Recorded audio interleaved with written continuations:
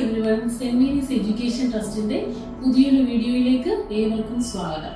ഒരു medical course പഠിക്കുവാൻ കേരളത്തിൽ എൻട്രൻസ് വേണമെന്ന് പറയുന്നു, അതുപോലെ കേരളത്തിന് പുറത്തായിട്ട് എൻട്രൻസ് വേണമെന്ന് പറയുന്നു. ഒരു മെഡിക്കൽ കോഴ്സിന് സത്യത്തിൽ എൻട്രൻസിന്റെ ആവശ്യമുണ്ടോ? എന്നാൽ ഇനി നമുക്ക് എൻട്രൻസ് ഇല്ലാത്ത ചില മെഡിക്കൽ കോഴ്സുകളെ പരിചയപ്പെടാം. First one, general nursing.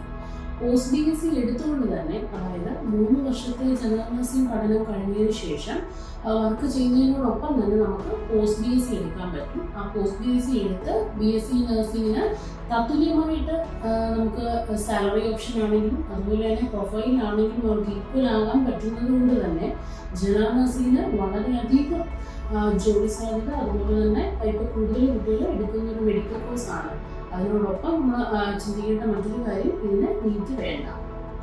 Entrance ആവശ്യമില്ലാത്ത മറ്റ് ചില മെഡിക്കൽ കോഴ്സുകളാണ് പാരാമെഡിക്കൽ ഡിപ്ലോമ കോഴ്സസിൽ ധാരാളം ബ്രാഞ്ചസ് ഉണ്ട്. അതായത് AT anaesthesia, MLT, dialysis, radiology, ഇങ്ങനെയുള്ള ചില മെഡിക്കൽ കോഴ്സുകൾ കൂടിയുണ്ട്. ഇവയ്ക്കൊന്നും തന്നെ നീറ്റ് വേണ്ട.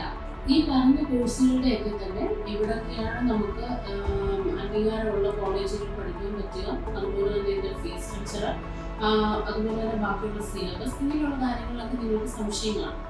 അപ്പോൾ ഇതിനെപ്പറ്റി കൂടുതൽ അറിയാൻ താല്പര്യമുള്ളവർ താഴെ കാണുന്ന നമ്പറിലേക്ക് കോൺടാക്ട് ചെയ്യുക.